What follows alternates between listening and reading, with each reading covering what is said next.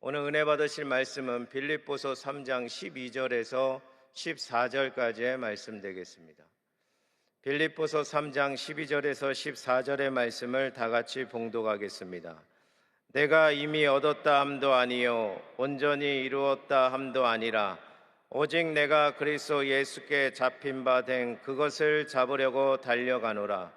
형제들아, 나는 아직 내가 잡은 줄로 여기지 아니하고 오직 한 일, 즉 뒤에 있는 것을 잃어버리고 앞에 있는 것을 잡으려고 표대를 향하여 그리스도 예수 안에 하나님의 위에서 부르심 부름의 상을 위하여 달려가노라.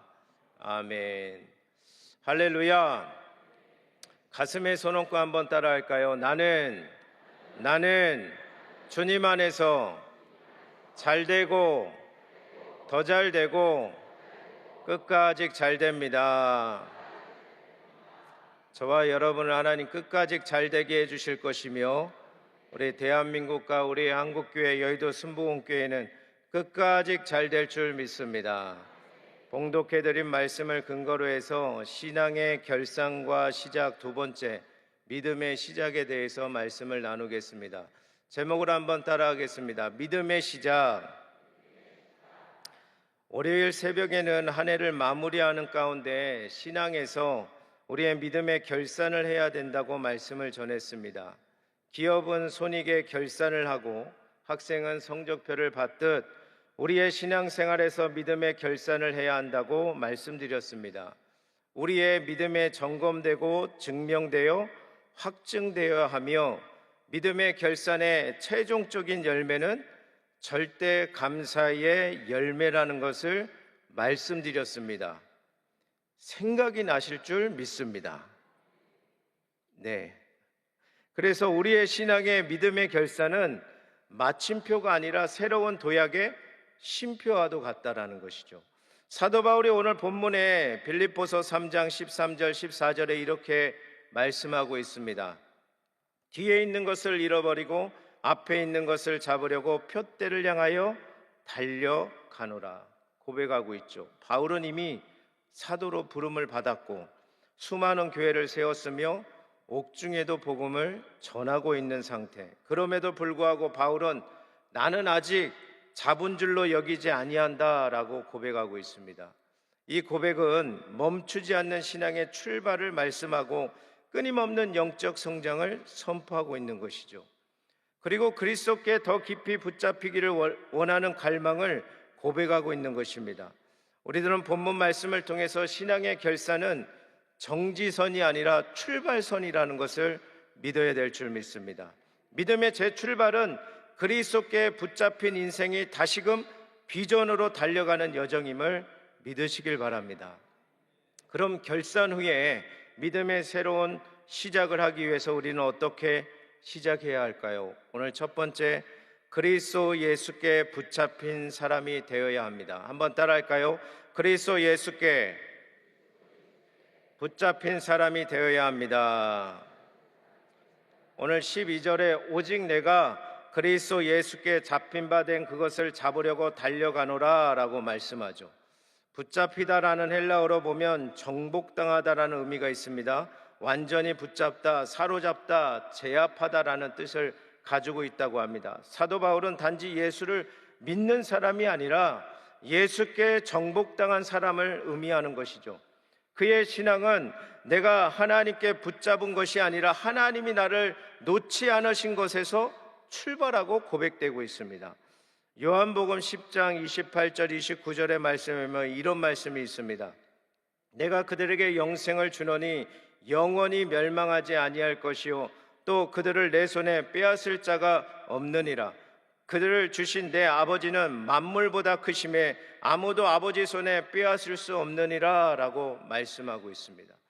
하나님께 붙잡힌 자녀는 결코 아버지 손에서 빼앗을 수 없다라는 것을 믿으시길 바랍니다.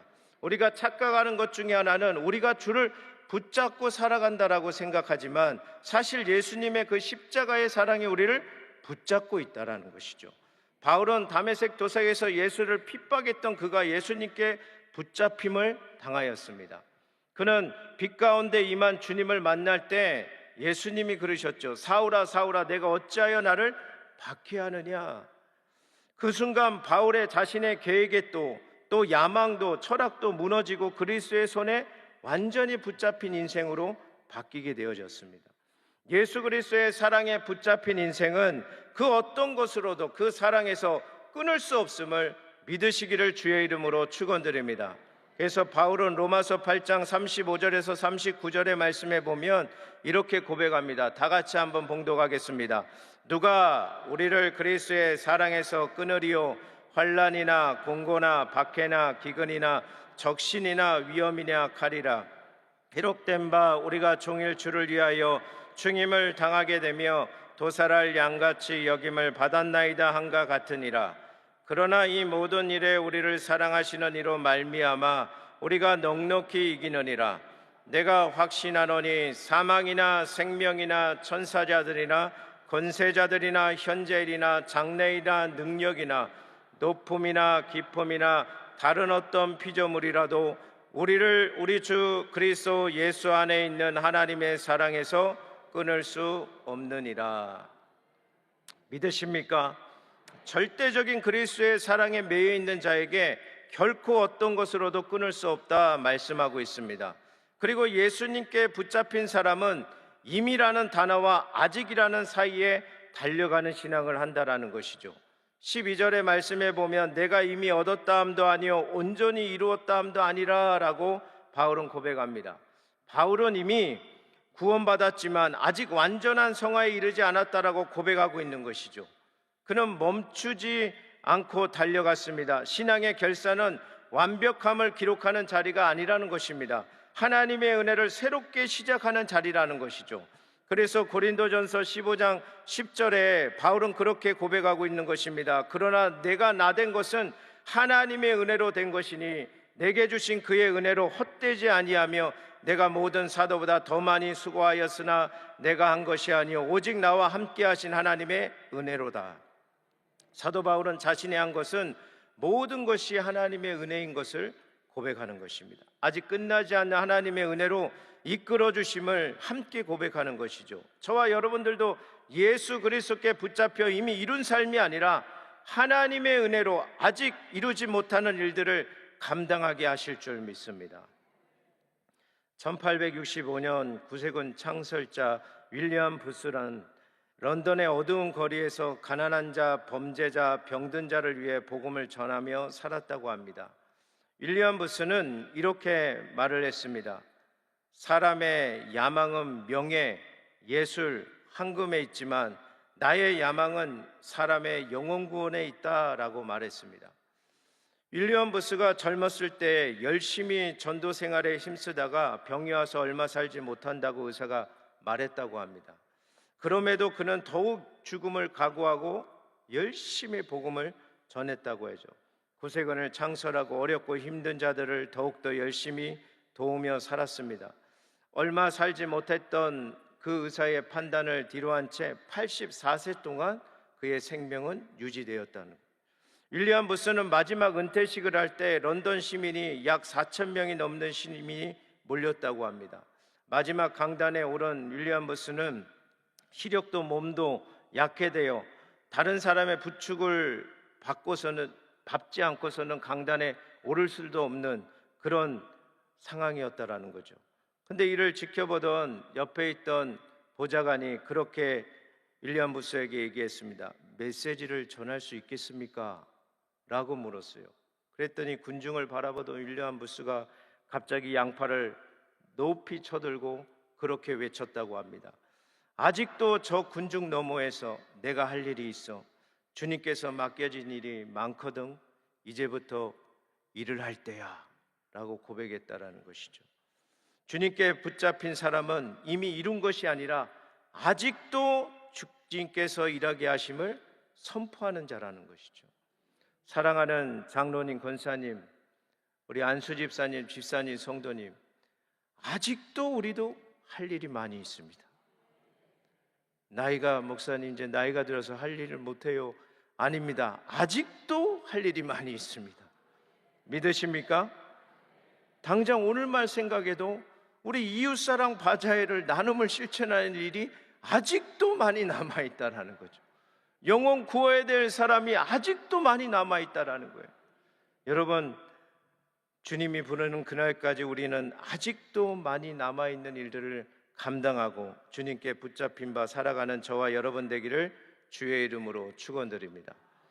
둘째로, 뒤에 있는 것을 잃어버려야 한다는 것이죠. 한번 따라할까요? 뒤에 있는 것을 잊어버려야 합니다. 13절에 형제들아 나는 아직 내가 잡은 줄로 여기지 아니하고 오직 한 일, 즉 뒤에 있는 것을 잃어버리고 앞에 있는 것을 잡으려고 말씀합니다. 믿음으로 새로운 출발하고 싶으면 뒤에 것을 잊어버리기 바랍니다. 잊어버린다는 것은 단순한 망각이 아니라 믿음의 결단과 같습니다. 본문에 잊어버리고라는 헬라의 뜻을 보면 의지적으로 놓아버리다, 더 이상 마음에 붙잡지 않는다라는 의미를 갖고 있습니다. 잊는 것은 기억 상실이 아니라 영적인 선택이라는 것이죠. 바울의 자신의 과거를 생각하고 율법주의적인 생각, 교회를 핍박했던 생각, 그리고 자기 인간적인 자랑까지 내려놓지 않고 생각했다면 그는 바울로서의 온전한 삶을 살지 못했을 것입니다. 근데 다 내려놨다라는 거죠. 왜냐하면 그가 붙잡은 새로운 목표가 있었기 때문인 것입니다. 그는 과거의 상처나 성공에 머물지 않고 그리스도 안에서 새로운 사명을 향해 달려간다고 말씀하고 있는 것이죠. 그래서 성경의 이사야서 말씀해 보면 이렇게 권면하고 있습니다. 이사야서 43장 18절 19절의 말씀해 보면 너희는 이전 일을 기억하지 말며 옛날 일을 생각하지 말라. 보라 내가 새 일을 행하리니 이제 나타날 것이라. 너희가 그것을 알지 못하느냐. 반드시 내가 광야의 길을 사막에 강을 내리니 라고 말씀합니다. 하나님은 과거의 영광이나 실패를 붙잡는 자를 쓰시지 않습니다. 하나님은 비어진 자, 그리고 과거를 잊은 사람을 통해 새 일을 행하신다라는 것이죠. 그래서 언제나 하나님은 실패의 자리에서 새 사명의 자리로 바꿔주시는 것입니다. 성경은 실패로 끝난 인생을 회복시킨 하나님의 이야기로 가득 차 있습니다. 그 중에 대표적인 인물이 바로 베드로죠. 그는 나는 결코 주님을 부인하지 않겠습니다 라고 장담했지만 3번이나 예수님을 모른다 부인했죠. 그의 실패는 단순한 부끄러움이 아니었습니다. 어떻게 보면 신앙의 붕괴 수준이었습니다. 그러나 부활하신 예수님께서 그를 찾아오셨고 요한복음 21장에 예수님이 베드로에게 3번 물으신 말씀이 요한의 아들아, 요한의 아들 시몬아, 내가 나를 사랑하느냐라는 그 질문이었습니다. 이 질문은 책망하는 말이 아니라 회복의 초대였던 말이었죠. 예수님은 그를 정죄하지 않으시고 내 양을 먹이라는 새 사명을 주신 것입니다. 과거의 실패를 끊지 아니라 다시 시작되어지는 우리의 무대임을 잊지 마시기를 주의 이름으로 축원드립니다. 우리의 신앙의 시작은 넘어진 횟수가 아니라 다시 일어선 횟수를 말하고 있습니다. 하나님은 실패한 자의 눈물을 헛되이 하지 않으십니다. 그 눈물을 씨앗 담아 우리를 다시 일으켜 세워주시는 그 하나님을 믿게 되어지기를 주의 이름으로 축원드립니다. 토마스 에디슨은 전구, 추궁기, 발전기, 가정용 영상기를 비롯해서 1093개의 발명과 특허를 낸 발명왕으로 유명하죠. 1914년 12월에 위대한 발명가 토마스 에디슨은 그의 연구소가 불길에 휩싸였다고 합니다. 수천 가지의 발명품 그리고 수년간의 연구 결과가 순식간에 잿더미가 되고 말았다는. 당시 그는 67세의 노인이었고 에디슨은 그의 아들 찰스에게 그렇게 이야기했답니다. 어머니를 불러와라. 평생 가도 이 같은 장관을 구경할 수 없을 테니 빨리 불러오라는 거예요. 많은 사람들이 이제 에디슨은 끝났다라고, 인생이 망쳤다, 끝났다 이렇게 말을 했다고 합니다. 그런데 에디슨은 그 다음날 폐허를 바라보며 모인 사람들한테 뭐라고 고백했냐. 재난도 가치가 있구만. 내 모든 실패들이 다 타버렸으니 하나님, 제가 다시 새로 시작하게 해주셔서 감사합니다. 여러분, 그 절망이 아니라 오히려 새로운 길을 여시는 하나님께 감사하다라고 고백하는 거예요. 화재가 나고 3주 후에 에디슨은 추궁기를 세상에 발표할 수 있었다고 합니다. 그 과거에 사라진 자리가 오히려 새로운 발명의 출발점이 되고 시작점이 되었다는 것이죠. 오늘 우리의 인생도 마찬가지입니다. 불탄 인생의 잔해 위에 하나님은 새 일을 행하시고 있습니다. 고린도후서 5장 17절에 누구든지 그리스도 안에 있으면 새로운 피조물이라 이전 것은 지나갔으니 보라 새 것이 되었도다라고 말씀합니다. 저와 여러분들은 과거에 매이지 말고 하나님 앞에 달려나가는, 그리고 새롭게 행하시는 그 주님을 바라보게 되어지기를 주의 이름으로 축원드립니다. 셋째로, 표대를 향하여 달려가야 한다는 거죠. 한번 따라할까요? 표대를 향하여 달려가야 합니다. 14절에 표대를 향하여 그리스도 예수 안에서 하나님이 위해서 부르신 부름의 상을 위하여 달려간다라고 고백합니다. 표대는 집중하는 시선을, 또 멀리 있는 목표를 뜻하죠. 신앙의 재출발은 방향 없는 열심이 아니라 하늘의 표대를 향한 집중력이라는 것입니다. 바울은 표대는 하나님이 위해서 부르신 부름의 상이었습니다. 즉 그리스도 예수의 완전한 현상을 표대로 삼았다라는 거죠. 히브리서 12장 2절의 말씀과 같이 믿음의 주여 또 온전케 하시는 예수를 바라보자. 주님만 바라보라고 늘 당의자님께서 이야기하고 선포하지 않으셨습니까? 표대를 바라보시길 바랍니다. 그리고 달려간다라는 것이죠. 달려간다라는 의미는 사냥꾼의 목표를 추적하듯 강한 동사를 의미합니다. 신앙의 길은 느긋한 산책길이 아닙니다. 집요한 추구의 여정입니다. 믿음은 멈추지 않는 운동이며 은혜는 정지 않는 생명력과 같은 것입니다. 고린도전서 9장 24절에 그래서 말씀합니다. 운동장에서 다름질하는 자들이 다 달릴지라도 오직 상을 받는 사람은 한 사람인 줄 너희가 알지 못하느냐. 너희도 상을 받도록 이와 같이 다름질하라 라고 말씀합니다. 믿음의 질주에서 모두가 상 받는 저와 여러분 되기를 주의 이름으로 축원드립니다. 1924년에 제8회 파리 올림픽에서 참가한 에릭 리델이라는 사람이 있습니다. 영국의 육상 국가대표 선수였는데요. 그는 100m에서 유력한 금메달 후보였습니다. 그런데 그날 경기가 주일에 열린다는 것을 알고 출전을 거부했다라는 거죠. 뛰기만 하면 금메달인데. 그가 당시 말하기를 주일은 하나님의 것이고 그 법을 따를 뿐입니다 라고 말을 남겼습니다.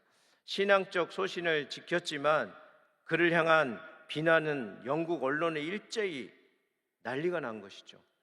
뭐라 그랬냐? 편협하고 옹졸한 신앙인이다. 조국을 버린 위선자다.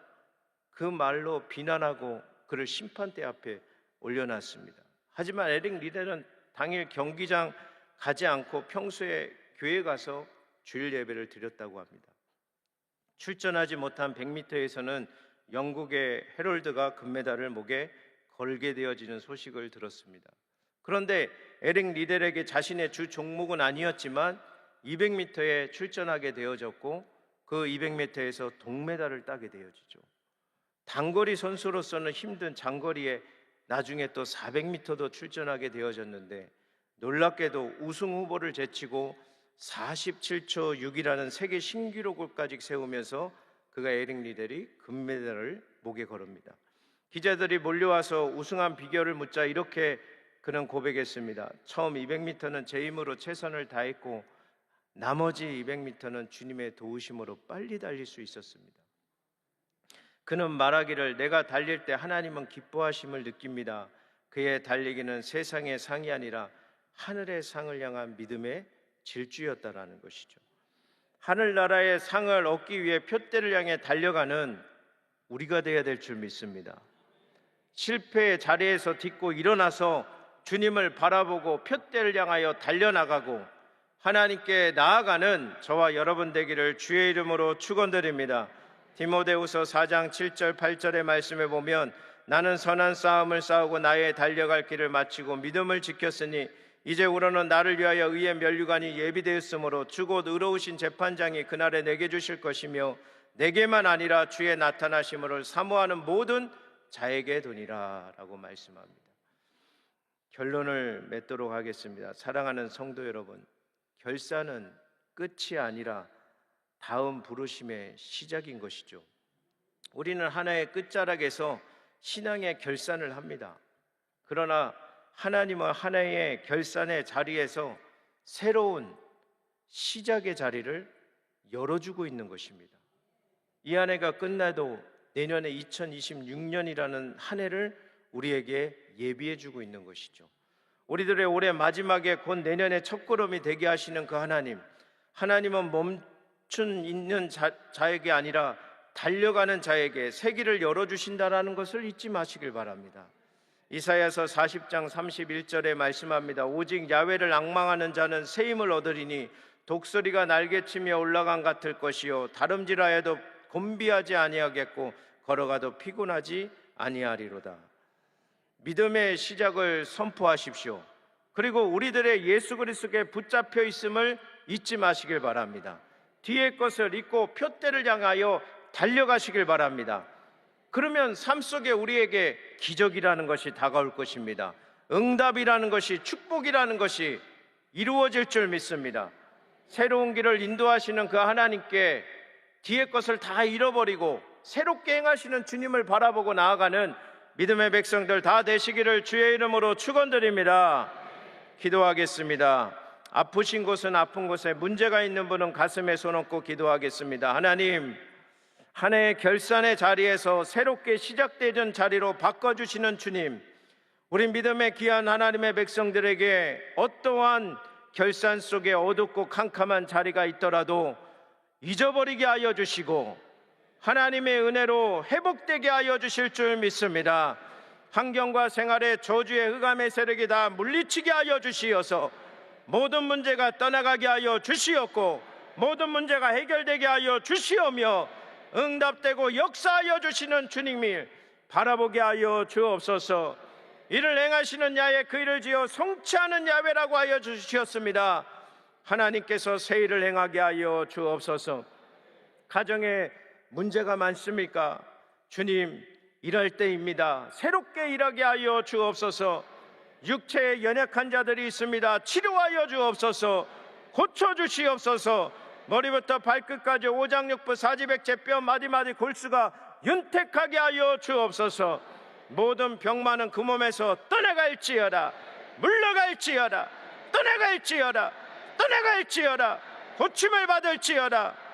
하나님의 영광이 드러나는 이 한 해를 마무리하고 새로운 일들을 행하시는 주님과 동행하는 우리 귀하신 성도님들이 다 되게 하여 주옵소서. 자녀들을 축복하시고 위에 있고 아래 있지 않게 하시고 남에게 꾸어질 정조 꾸지 않게 하시며 하나님의 세계 열방민족에 뛰어나게 하시는 은혜 누리게 하여 주옵소서. 결혼의 직장의 사업의 문 활짝 열어주시고 결혼한 자들에게 태의 문을 활짝 열어주시는 은혜가 있게 하여 주시옵소서. 오늘도 귀한 예물 드려지는 손길이에 한없는 축복과 은혜를 내려주실 걸 믿으며 예수님의 이름으로 간절히 축복하며 기도하였습니다. 주기도문 하시겠습니다. 하늘에 계신 우리 아버지여, 이름이 거룩히 여김을 받으시오며 나라가 임하시오며 뜻이 하늘에서 이루어진 것 같이 땅에서도 이루어지다. 오늘 우리에게 일용할 양식을 주시옵고 우리가 우리에게 죄 지은 자를 사하여 준 것 같이 우리의 죄를 사하여 주시옵고 우리를 시험에 들게 하지 마시옵고 다만 악에서 구하시옵소서.